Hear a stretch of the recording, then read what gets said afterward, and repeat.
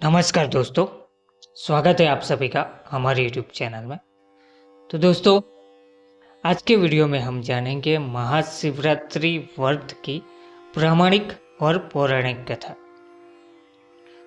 तो पूर्व काल में चित्रभानु नामक एक शिकारी था। जानवरों की हत्या करके वह अपने परिवार को पालता था। वह एक साहूकार का कर्जदार था, लेकिन उसका ऋण समय पर ना चुका सका। क्रोधित साहूकार ने शिकारी को शिव मठ में बंदी बना लिया। संयोग से उस दिन शिवरात्रि थी। शिकारी ध्यान मग्न होकर शिव संबंधी धार्मिक बातें सुनता रहा। चतुर्दशी को उसने शिवरात्रि व्रत की कथा भी सुनी। शाम होते ही साहूकार ने उसे अपने पास बुलाया और ऋण चुकाने के विषय में बात की। शिकारी अगले दिन सारा ऋण लौटा देने का वचन देकर बंधन से छूट गया।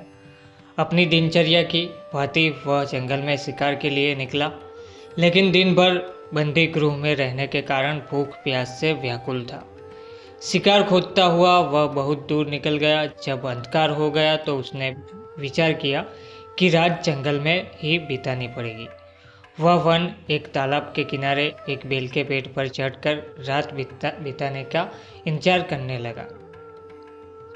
तो बिल्व वृक्ष के नीचे शिवलिंग था, जो बिल्व पत्रों से ढंका हुआ था।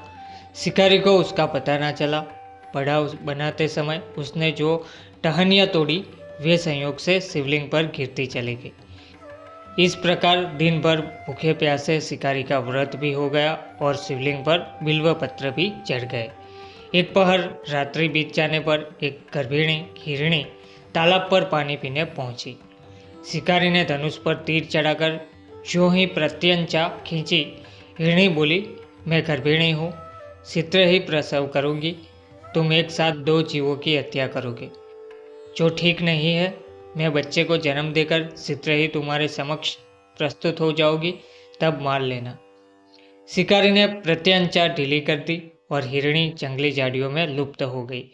प्रत्यंचा चढ़ाने तथा ढीली करने के वक्त कुछ बिल्वपत्र अनायास ही टूटकर शिवलिंग पर गिर गए। इस प्रकार उससे अनजाने में ही प्रथम प्रहर का पूजन भी संपन्न हो गया। कुछ ही देर बाद एक और हिरणी उधर से निकली। शिकारी की प्रसन्नता का ठिकाना न रहा। समीप आने पर उसने धनुष पर बाण चढ़ाया। तब उसे देख हिरणी ने विनम्रतापूर्वक निवेदन किया, हे शिकारी, मैं थोड़ी देर पहले ऋतु से निवृत्त हुई हूँ, कामातुर वीरहिणी हूँ, अपने प्रिय की खोज में भटक रही हूँ। मैं अपने पति से मिलकर शीघ्र ही तुम्हारे पास आ जाऊंगी। शिकारी ने उसे भी जाने दिया। 2 बार शिकार को खोकर उसका माथा ठनका। वह चिंता में पड़ गया। रात्रि का आखिरी पहर बीत रहा था। इस बार भी धनुष से लगकर कुछ बेलपत्र शिवलिंग पर जा गिरे। यह दूसरे प्रहर की पूजन भी संपन्न हो गई। तभी एक अन्य हिरणी अपने बच्चों के साथ उधर से निकली। शिकारी के लिए यह स्वर्णिम अवसर था। उसने धनुष पर तीर चढ़ाने में देर नहीं लगाई। वह तीर छोड़ने ही वाला था कि हिरणी बोली, हे शिकारी, मैं इन बच्चों को उनके पिता के हवाले करके लौट आऊंगी। इस समय मुझे मत मारो। शिकारी हंसा और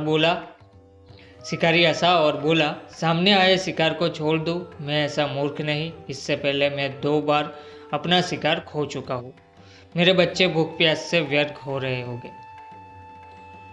जवाब में हिरणी ने फिर कहा, जैसे तुम्हें अपने बच्चों की ममता सता रही है, ठीक वैसे ही मुझे भी है शिकारी। मेरा विश्वास करो, मैं इन्हें इनके पिता के पास छोड़कर तुरंत लौटने की प्रतिज्ञा करती हूँ।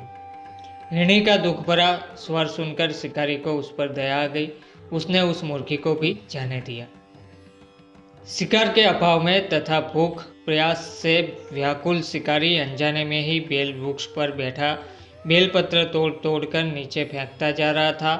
वो फटने को हुई थी। एक हष्ट पुष्ट मुर्ग उसी रास्ते पर आया। शिकारी ने सोच लिया कि इसका शिकार वह अवश्य करेगा। शिकारी की तनी प्रत्यंचा देखकर मूर्ख विनीत स्वर में बोला, हे शिकारी, यदि तुमने मुझसे पूर्व आने वाली 3 मुर्गियां तथा छोटे छोटे बच्चों को मार डाला है, तो मुझे भी मारने में विलम्ब ना करो, ताकि मुझे उनके वियोग में एक क्षण भी दुख ना सहना पड़े। मैं उन हिरणियों का पति हूँ। यदि तुमने उन्हें जीवन दान दिया है तो मुझे भी कुछ क्षण का जीवन देने की कृपा करो, मैं उनसे मिलकर तुम्हारे समक्ष उपस्थित हो जाऊंगा। मृग की बात सुनते ही शिकारी के सामने पूरी रात का घटना चक्र घूम गया। उसने सारी कथा मूर्ख को सुना दी। तब मूर्ख ने कहा, मेरी तीनों पत्नियां जिस प्रकार प्रतिज्ञाबद्ध होकर गई है, मेरी मृत्यु से अपने धर्म का पालन नहीं कर पाएगी। अतः जैसे तुमने उन्हें विश्वास पात्र मानकर छोड़ा है, वैसे ही मुझे भी जाने दो। मैं उन सबके साथ तुम्हारे सामने शीघ्र ही उपस्थित होता हूँ। शिकारी ने उसे भी जाने दिया। इस प्रकार प्रातः हो गई। उपवास, रात्रि जागरण तथा शिवलिंग पर बेलपत्र चढ़ने से अनजाने में ही पर शिवरात्रि की पूजा पूर्ण हो गई। पर अनजाने में ही की हुई पूजन का परिणाम उसे तत्काल मिला। शिकारी का हिंसक हृदय निर्मल हो गया, उसमें भगवत शक्ति का वास हो गया। थोड़ी ही देर बाद वह मूर्ख सपरिवार शिकारी के समक्ष उपस्थित हो गया ताकि वह उनका शिकार कर सके। किंतु जंगली पशुओं की ऐसी सत्यता, सात्विकता एवं सामूहिक प्रेम भावना देखकर शिकारी को बड़ी ग्लानि हुई। उसने मूर्ख परिवार को जीवन दान दे दिया। अनजाने में शिवरात्रि के व्रत का पालन करने पर भी शिकारी को मोक्ष की प्राप्ति हुई। जब मृत्यु काल में यमदूत उसके जीव को ले जाने आए तो शिवगणों ने उन्हें वापस भेज दिया तथा शिकारी को शिवलोक ले गए। शिवजी की कृपा से ही अपने इस जन्म में राजा चित्रभानु अपने पिछले जन्म को याद रख पाए या महाशिवरात्रि के महत्व को जानकर उसका अगले जन्म में भी पालन कर पाए। तो शिव कथा का यह संदेश है कि शिकारी की कथा अनुसार महादेव तो अनजाने में किए गए व्रत का भी फल दे देते हैं, पर वास्तव में महादेव शिकारी की दया भाव से प्रसन्न हुए। अपने परिवार के कष्ट का ध्यान होते हुए भी शिकारी ने मूर्ख परिवार को जाने दिया। यह करुणा ही वस्तुतः उस शिकारी को उन पंडित एवं पुजारियों से उत्कृष्ट बना देती है जो कि सिर्फ रात्रि जागरण, उपवास एवं दूध, दही, बेल पत्र आदि द्वारा शिव को प्रसन्न कर लेना चाहते हैं। इस कथा में सबसे महत्वपूर्ण बात यह है कि इस कथा में अनजाने में हुए पूजन पर विशेष बल दिया गया है। इसका अर्थ यह नहीं है कि शिव किसी भी प्रकार से किए गए पूजन को स्वीकार कर लेते हैं या भोलेनाथ जाने या अनजाने में हुए पूजन में भेद नहीं कर सकते हैं। वास्तव में वह शिकारी शिव पूजन नहीं कर रहा था। इसका अर्थ यह भी हुआ कि वह किसी तरह के किसी फल की कामना भी नहीं कर रहा था। उसने मूर्ख परिवार को समय एवं जीवन दान दिया जो कि शिव पूजन के समान है। शिव का अर्थ ही कल्याण होता है। उन निरीह प्राणियों का कल्याण करने के कारण ही वह शिव तत्व को जान पाया या उसका शिव से साक्षात्कार हुआ। परोपकार करने के लिए महाशिवरात्रि का दिवस होना भी आवश्यक नहीं है।